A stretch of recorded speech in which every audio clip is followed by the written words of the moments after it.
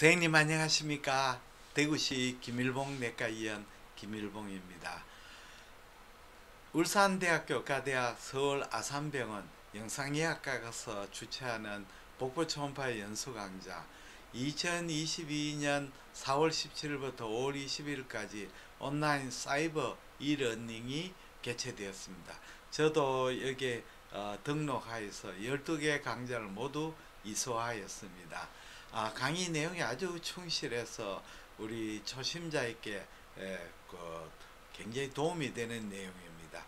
제가 이 강의록을 천천히 읽어드리면서 선생님과 같이 공부하도록 하겠습니다. 오늘은 최장 파트 두 번째 시간입니다. 최장 파트는 고려대학 의과대학 최인영 교수님이 맡았습니다. 그러면 두 번째 시간 같이 한번 읽어보겠습니다. 두 번째 시간은 검사 방법입니다. 초음파 검사 전에 반드시 6시간 내지 8시간의 금식이 필요합니다. 검사 시 일반적으로 3.5에서 5MHz 굴곡형 탐족장 컨벡스 프로브입니다. 사용하지만 아주 체격이 마른 사람이나 소아인 경우에 5에서 8MHz 탐척자를 사용하면 좀 더 고해상도 영상을 얻을 수 있습니다. 검사는 대개 슈파인에서 시작합니다. 그리고 똑바로 누운 자세입니다. 검사할 때 환자로 하여금 적절한 호흡 조절을 합니다. 인스파레이션, 흡기에서 검사하면 간이 대장의 공기를 하방으로 밀어내어 췌장이 더 잘 보일 수도 있습니다. 근데 이거는 사람마다 틀립니다. 흡기에 오히려 또 스토막이 이 밑으로 내려와서 잘 안 보이는 수도 있습니다. 케이스 바이 케이스입니다.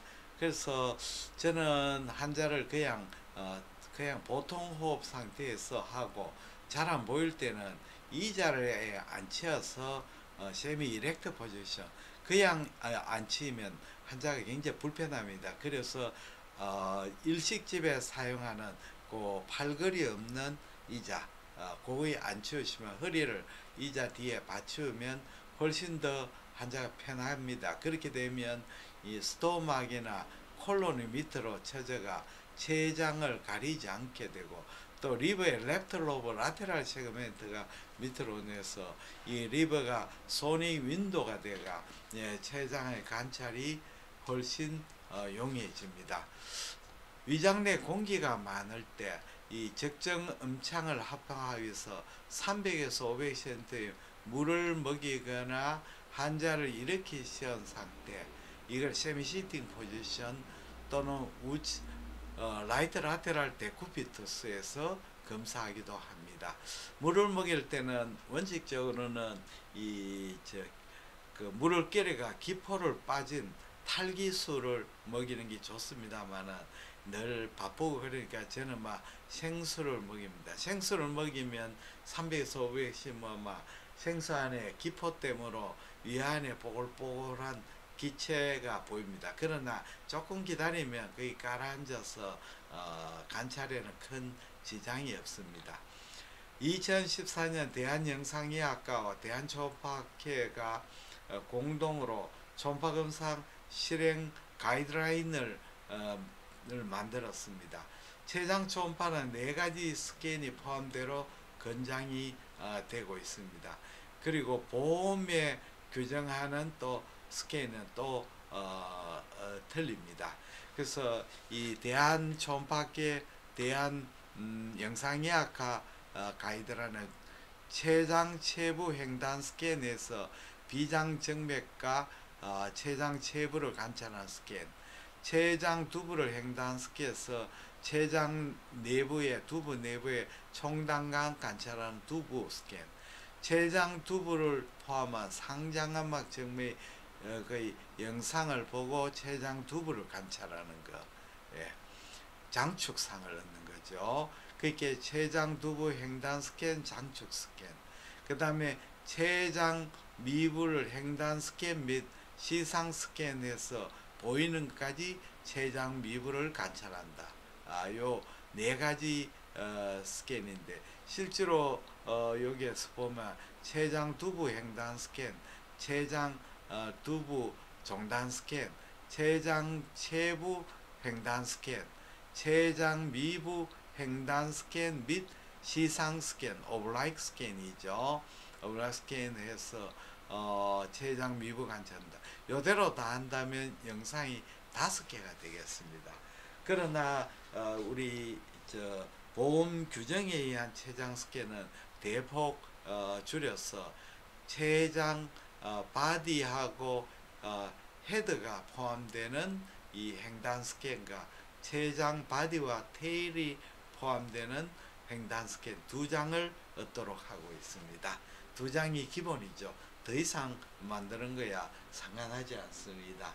그러면 췌장의 검사법에 대해서 설명을 드렸습니다. 다음에는 급성 췌장염 중에 췌장염에 대해서 설명을 드리겠습니다. 급성 췌장염의 전형적인 초음파 소견은 디퓨즈하게 미만성으로 커져 있고 저에코에 췌장이 보입니다. 이제 췌장에 염증이 있고 그렇게 되면 플루이드가 고이고 이러니까 췌장이 디퓨즈하게 커지게 되겠죠. 그리고 액체의 저류가 되니까 초음파의 에코가 떨어집니다. 그러나 췌장 실질 에코는 검사 시기 또 원래 췌장 내 지방 침륜 또 출혈 정도 동반되는 원래 있던 만성 췌장염에서 급성 췌장염이 생길 때는 또 에코가 틀리죠. 그리고 췌장 주위의 염증 반응 정도에 따라 다양하게 보입니다. 그러니까 검사의 어떤 시기냐, 급성기냐, 조금 지나가는 시기냐, 또 원래 췌장 침륜이 어느 정도가 돼 있느냐, 또 환자가 급성체 출혈이 어느 정도 있느냐, 동반된 만성 췌장은 어느 정도냐, 췌장 주위의 염증 반응이 어느 정도가 있느냐에 따라 다양하게 보입니다. 임상적으로 급성 췌장염이 진단되었던 한 30%에서는 정상 췌장 초음파 소견을 보입니다. 그래서 우리가 췌장염은 임상적 혈액학적 검사로 췌장염을 급성 췌장염을 진단합니다. 초음파는 보조적인 검사법입니다. 그렇다면 급성 췌장염의 초음파 역할은 굉장히 제한적입니다. 그 이유는 3분의 1에서 4분의 1의 환자는 급성 췌장염 때 위장간에 일리오스 같은 게 생기고 이런 공기에서 췌장이 잘 안 보일 수가 있습니다. 그리고 초음파는 췌장 조직의 에서 염증이 어느 정도 퍼져 있는지 완벽하게 파악하기 어렵습니다. 췌장염에서 어느 정도 인볼브가 되는지 알기가 어렵습니다. 또 중요한 예후가 되는 췌장의 괴사에 대해서 초음파로 관찰이 어렵다는 겁니다. 또 가벼운 임상 양상을 보이는 담석 질환이 원인이 되는 췌장염이